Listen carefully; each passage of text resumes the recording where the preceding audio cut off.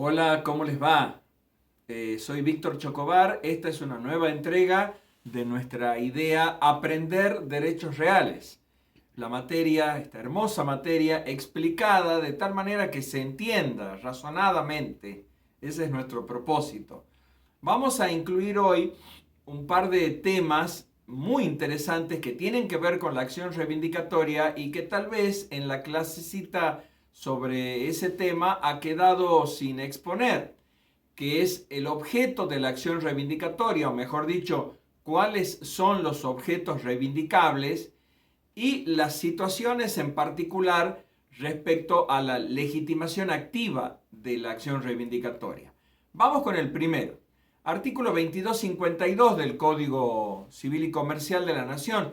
¿Qué objetos pueden reivindicarse? Porque a continuación aparece uno sobre qué objetos no se pueden reivindicar.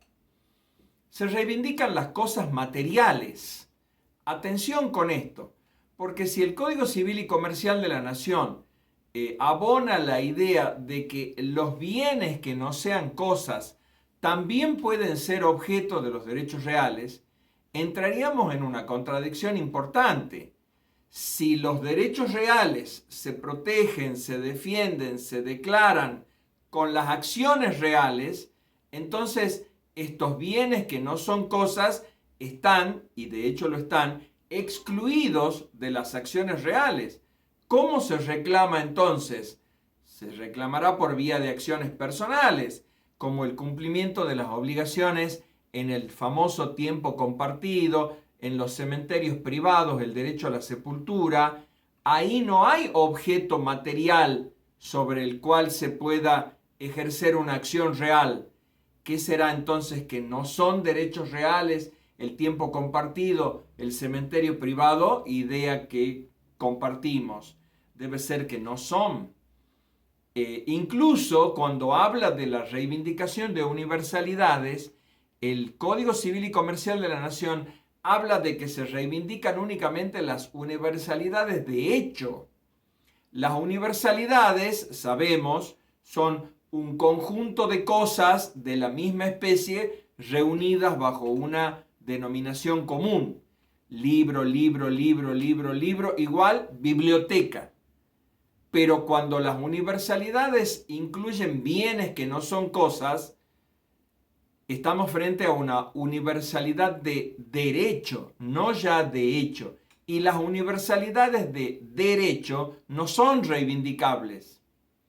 Será otro argumento a favor de la tesis de que los bienes inmateriales, es decir, los que no consisten en cosas materiales perceptibles por los sentidos, no son objeto de reivindicación y por lo tanto no son elemento de los derechos reales, para dejarlo pensando. Vamos al otro tema del que quería tratar hoy. Los casos en particular de la legitimación activa de la acción reivindicatoria. Por ejemplo, el caso del cesionario, la persona que recibe una cesión de acciones y derechos sobre un bien inmueble, ¿puede ejercer acción reivindicatoria? No es titular de derecho real, es cesionario de acciones y derechos. Claro que puede. Los artículos del Código de Vélez 1445 y los actuales 1610, 14, por ahí, sobre objeto de contrato de cesión, repásenlos, aparecen que pueden cederse derechos. Entre esos derechos que se ceden están las acciones reales. De modo que un cesionario de derechos sobre inmuebles, por ejemplo, puede ejercer acción reivindicatoria porque ha recibido de su cedente derechos. Esta era una teoría muy interesante donde había una teoría muy interesante, muy bien desplegada por Lafaille, que se contraponía a la tesis de Salvat, que era muy rígido en ese aspecto. Solo los titulares de derechos reales pueden ejercer acciones reales. El cesionario no lo es. Para peor, si no se le ha hecho tradición de la cosa, menos aún, asentándose en el viejo artículo 577 del Código de Vélez. Bien, la misma idea podemos aplicar para el adquirente por boleto, al que no se le ha hecho tradición. El adquirente por boleto quiere adquirir dominio, pero el boleto, sabemos, no es título suficiente.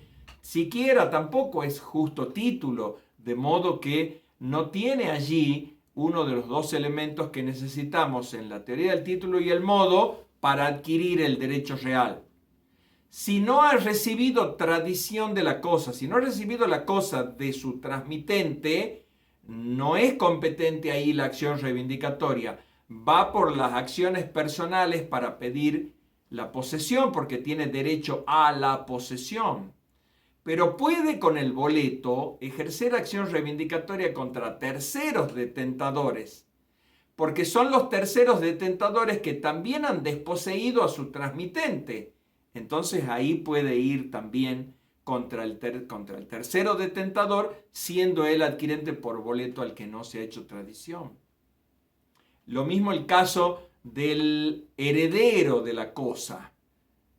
La puedes reclamar porque el heredero es continuador de la personalidad del causante y es titular de todo lo que el causante era titular, entre ellos las acciones reales.